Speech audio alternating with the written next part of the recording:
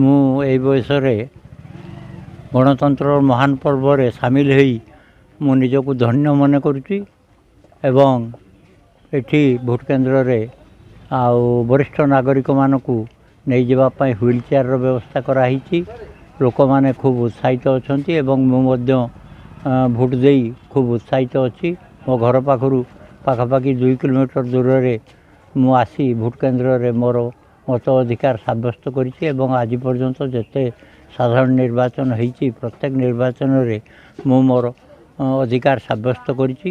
ମୁଁ ଚାହେଁ ମୋ ଭୋଟ ଆମ ଦେଶ ଏବଂ ରାଜ୍ୟର ହିତ ପାଇଁ ଯୋଗ୍ୟ ଲୋକକୁ ମୁଁ ଦେଇଛି ବୋଲି ମୁଁ ଅନୁଭବ କରୁଛି ଏବଂ ସେମାନେ ରାଜ୍ୟ ଏବଂ ଦେଶର ହିତ ପାଇଁ ନିଶ୍ଚିତ ଆଗାମୀ ଦିନରେ କାର୍ଯ୍ୟ କରିବେ ଏ ବିଶ୍ୱାସ ମୋର ଅଛି। ମୁଁ ବର୍ତ୍ତମାନ 78 ନମ୍ବର ବୁଥ ଦ୍ୱନ୍ଦ୍ୱମୁକୁଳିସି ୟୁଜିଏମ୍ ସ୍କୁଲରେ ସଚେତନ ନାଗରିକ ହିସାବରେ ମୁଁ ମୋର ମତ ପ୍ରଦାନ କରିକି ଆସିଲି ଏବଂ ବହୁତ ଧନ୍ୟବାଦ ଦେଉଛି ସମସ୍ତ ଭୋଟର ଭାଇମାନଙ୍କୁ। ଏଠି ଶୃଙ୍ଖଳାର ସହିତ ପୋଲିଂ ଚାଲିଛି, କୌଣସି ବିଶୃଙ୍ଖଳା ନାହିଁ ଏବଂ ଯୋଗ୍ୟ ପ୍ରାର୍ଥୀ ଯିଏକି ଲୋକଙ୍କର ଦୁଃଖ ସୁଖର ସାଥୀ ସଦା ସମୟରେ ହୋଇପାରିବେ, ଯିଏକି ଆମକୁ ଆମର ଭବିଷ୍ୟତକୁ ଏଇ ସମାଜକୁ ଆଗକୁ ଶୃଙ୍ଖଳିତ ଭାବରେ ଯେମାନେ ତିଆରି କରିପାରିବେ ଏବଂ ନୂତନ ଓଡ଼ିଶା ଗଠନରେ ଯେମାନେ ସହାୟତା ହୋଇପାରିବେ ସେଇଭଳିଆ ବ୍ୟକ୍ତିଙ୍କୁ ଆମେ ମତ ପ୍ରଦାନ କରିଛୁ। ଦେଖନ୍ତୁ, ଗଣତନ୍ତ୍ରର ଏଇ ମହାନ ପର୍ବରେ ଆଜି ଲୋକମାନଙ୍କର ଉତ୍ସାହ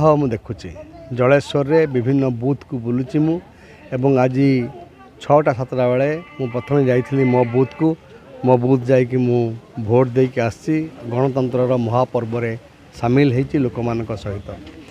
ଲୋକମାନଙ୍କ ଭିତରେ ଯେଉଁ ଉତ୍ସାହ ଦେଖୁଛି ମୁଁ ଜଳେଶ୍ୱରରେ, ତାହା ମୋତେ ଅଭିଭୂତ କରୁଛି ଏବଂ ସେମାନଙ୍କର ସମର୍ଥନ ଏବଂ ତାହା ମୋତେ ବିଜୟର ଟୀକା ପିନ୍ଧାଇବ ବୋଲି ମୋର ବିଶ୍ୱାସ ମୁଁ ରଖୁଛି।